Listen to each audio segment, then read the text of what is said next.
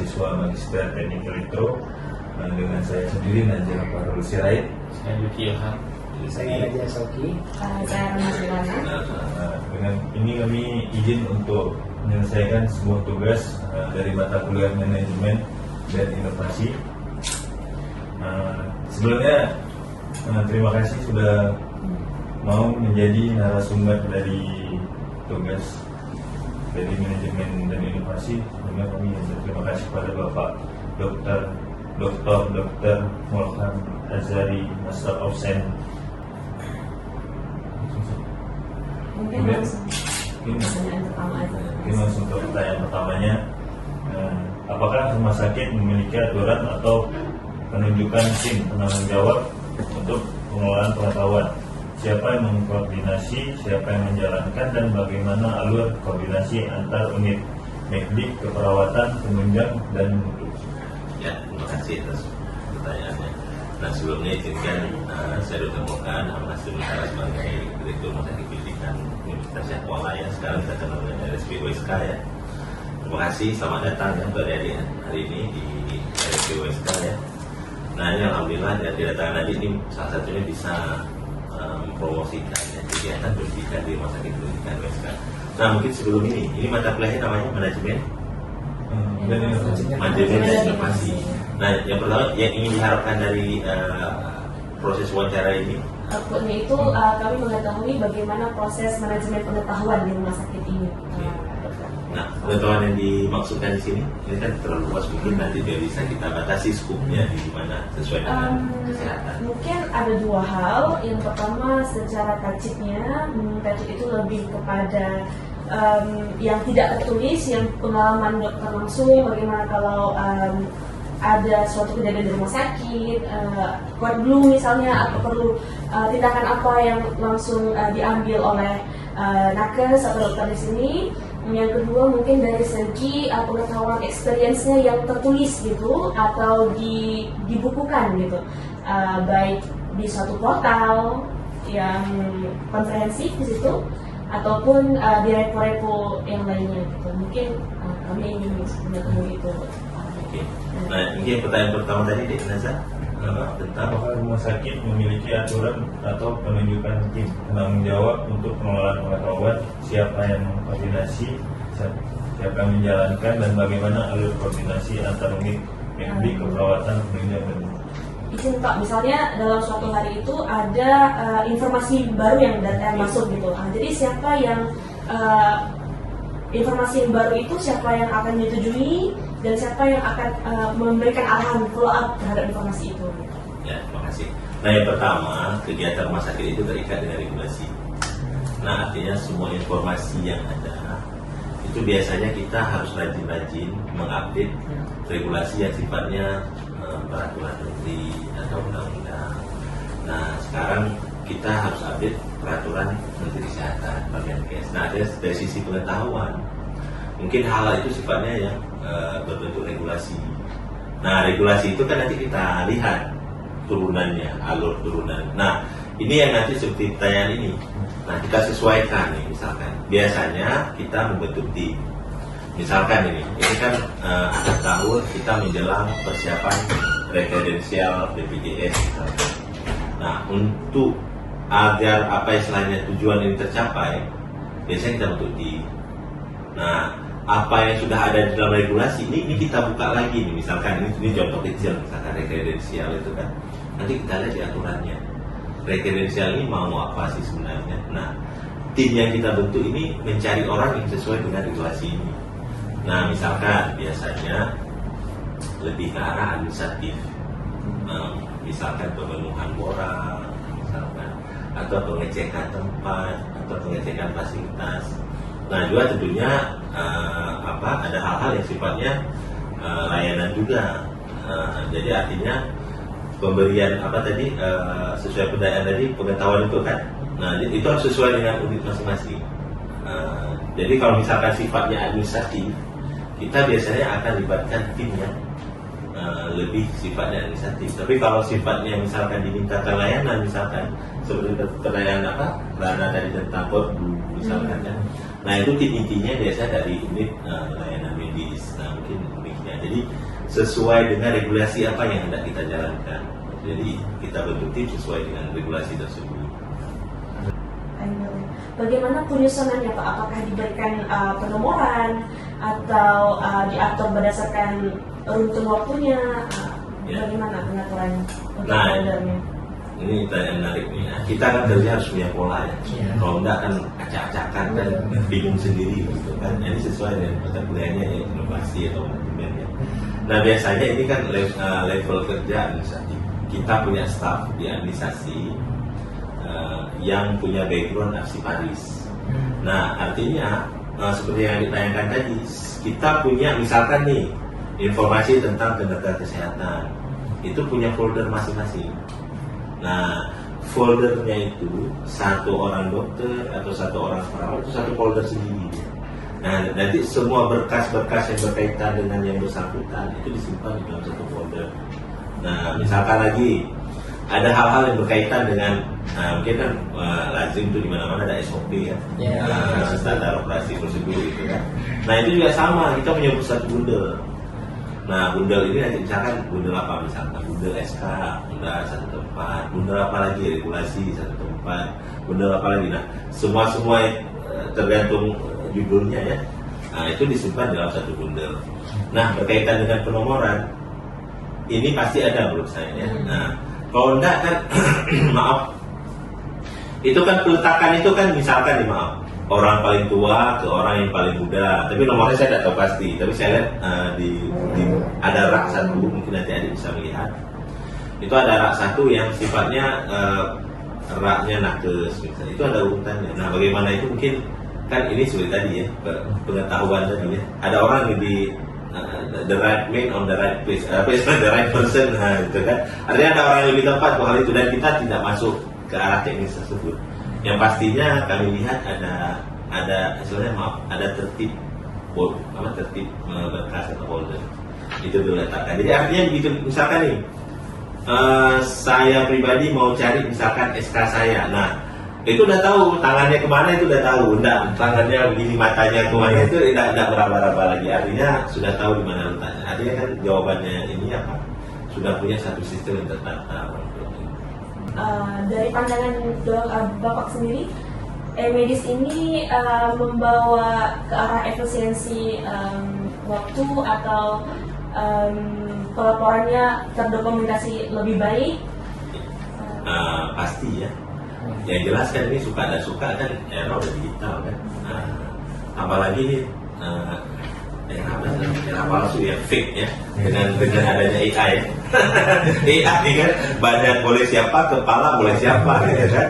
Nah kita ambil sisi positifnya ya. Maksud saya sisi positifnya apa sebenarnya yang tadi kan.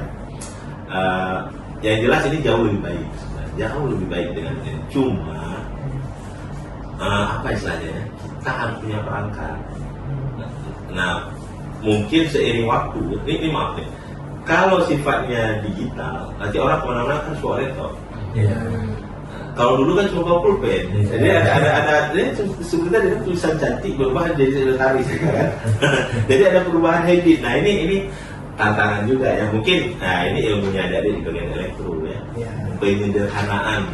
Jadi kan pelan-pelan ya. Katanya dulu ya, saya nggak tahu ya. Dulu katanya komputer sebesar ruangan ini. Katanya awalnya itu kan. Nah akhirnya belakangan jadi sekecil ini kan. Nah tentunya dalam sistem juga sama. Mungkin itu bisa dipikirkan. Ini kan manajemen dan inovasi ya. Nah, kendalanya dokter malas nenteng laptop terus nih. Akhirnya dia di ruangnya jadi sekretaris gitu setelah lihat pasien gitu kan, nenteng lagi laptop kemana itu kan. Nah mungkin bisa disederhanakan apakah dalam bentuk, tapi sih katanya sudah bisa lewat HP. Artinya dia HP itu kan include bersama kita ya. Nah malah ya Guyonnya menjadi teman yang kedua ya. Ya kembali ke yang tadi. Pasti yang satu lagi kendalanya ya, server ya. Kendala dunia IT sekarang kan server. Semakin mudah kegiatan IT, berarti kan semakin besar server yang dibutuhkan. Yang kami lihat seperti itu. Mungkin seiring kita ingin transformasi ke arah ILK medis, kita juga harus memikirkan logistik apa yang kita perlukan untuk backup. Nah, semua sistem ini kan buatan manusia ya. Artinya nih jangan lagi isi rekam medis sudah berkeringat-keringat jadi sekretaris sudah jadi tiba-tiba datanya nggak terekod di server hilang gitu kan zong kan artinya ngetik ulang lagi kan nah mungkin ya itulah. Mungkin selanjutnya yang lebih dalam keseharian nih dok, misalnya di rumah sakit ini ada hal yang krusial terjadi seperti yang kita bahas di awal, adanya kode blue atau adanya bencana atau adanya suatu infeksi yang harus ditangani secara cepat. Apakah ada pihak yang mengkoordinasi hal-hal krusial seperti ini? Ya, nanti kalau ada turun di dekat tangga, satu lagi di Selasa itu ada papan komando itu ada helm biru, merah, putih, satu lagi kuning kan. Nah, itu ada staffnya ya. Itu idealnya dicek apakah per minggu atau per bulan. Itu ada staff in charge terhadap kondisi-kondisi itu. Nah, misalkan code blue hari ini siapa?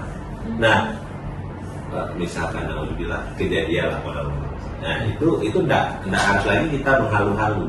Artinya yang bersangkutan itu sudah tahu bahwa dia hari ini piketnya helm merah misalnya, atau helm biru atau helm. Nah itu sudah turun. Nah berkaitan dengan kegawatan pasien, nah itu ada istilahnya kalau di IGD dan di ruang rawat trolley emergency. Nah begitu terjadi code blue itu akan langsung dilakukan proses resusitasi misalnya. Nah itu sudah ada di unit terkait. Jadi hal-hal yang seperti itu teknis, tidak semuanya harus dari direktur. Kalau sampai kali direktur. Untuk apa ada direktur, kalau semuanya harus dikerjakan oleh direktur. Ini kan manajemen organisasi kan. Nah kan seorang CEO kan nggak harus dia semua ya. Tapi at least dia bisa seperti dia seperti kepalanya gurita ya. Dia punya banyak tangan gitu kan. Nah teknis-teknis ini kan ada unit teknis yang mengerjakan. Nah tapi biasanya kita dilaporkan. Artinya kalau ada kendala kita akan proaktif lah secara manajerial. Nah tadi penyakit berat kan. Nah berkaitan penyakit berat kita itu kan ada skala penilaian. Itu kalau dilihat di rekam medis kosong lah. Itu ada namanya triase. Nah di IGD, kalau pernah berobat di IGD, itu enggak langsung masuk cari tempat tidur, enggak. Itu singgah dulu di tempat tidur depan, dinilai dulu dia. Ini level severity ke severity levelnya apa gitu. Dia ada hijau, kuning, merah. Nah kalau dia hijau ya mohon maaf, nanti ada skala prioritas. Nah misalkan itu sudah jadi berat. Nah itu pertimbangannya apakah dia bisa dibantu di IGD atau dia distabilkan sementara dan langsung dirujuk. Yang jelas semua pasien harus ditangani.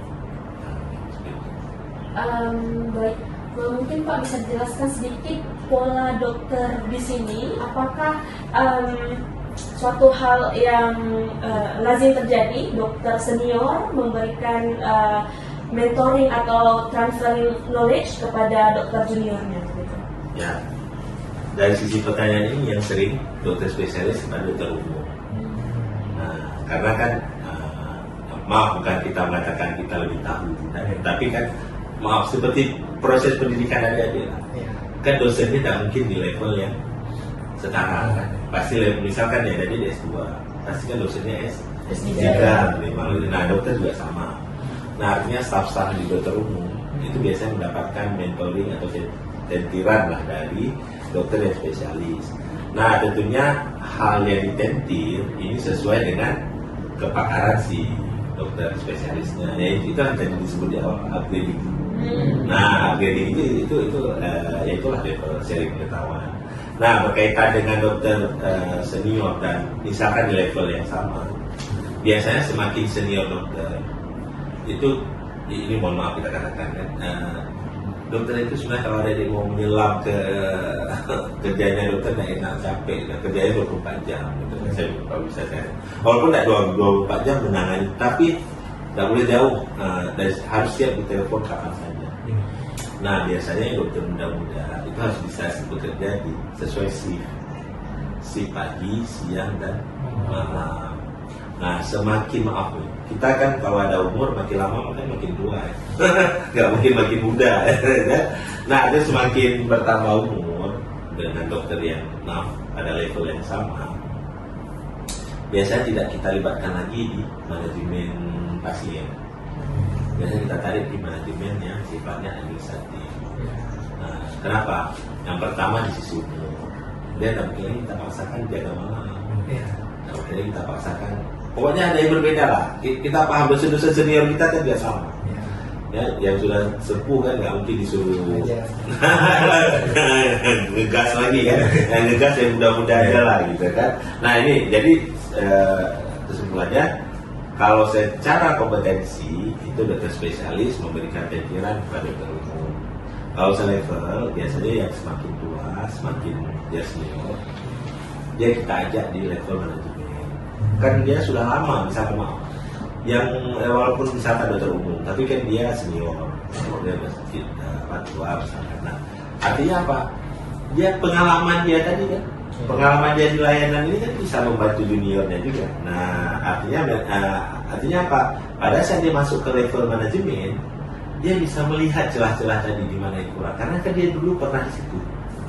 Nah, misalkan dulu waktu muda dia pernah di seiring dengan waktu, dia kan pindah ke level manajemen. Artinya dia bisa membantu membenahi di unit yang dulu dia pernah IGD, pernah dirawat inap sebagai dokter umum. Jadi dia bisa membantu proses tersebut. Baik, sangat jelas Bapak. Terima kasih banyak atas sharing pengetahuan terkait manajemen pengolahan informasi dan pengetahuan di rumah sakit ini. Sekali lagi kami ucapkan terima kasih banyak kepada Bapak Direktur RSP Universitas Syahkuala, Bapak Dr. Mulkan Azhari, MSc STK.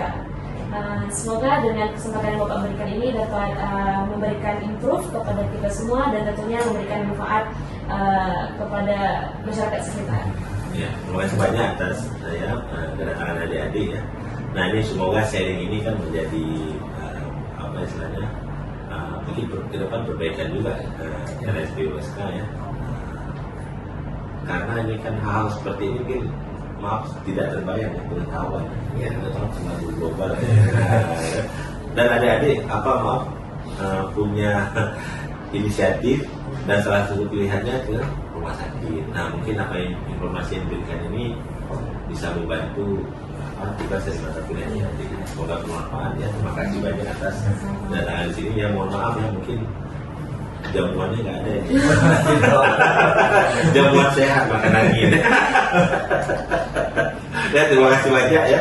Nah, mungkin insya Allah kalau ada kendala mohon disampaikan. Kalau ada bisa kami bantu silahkan sampaikan ya. Mungkin seperti kata Pak Minang itu ya. Kalau enak-enak bilang ke teman-teman. Kalau yang nggak enak bilang ke kami. Ya. Nah, ini gunanya untuk perbaikan kita dan mungkin terima kasih banyak. Mungkin soal telepon.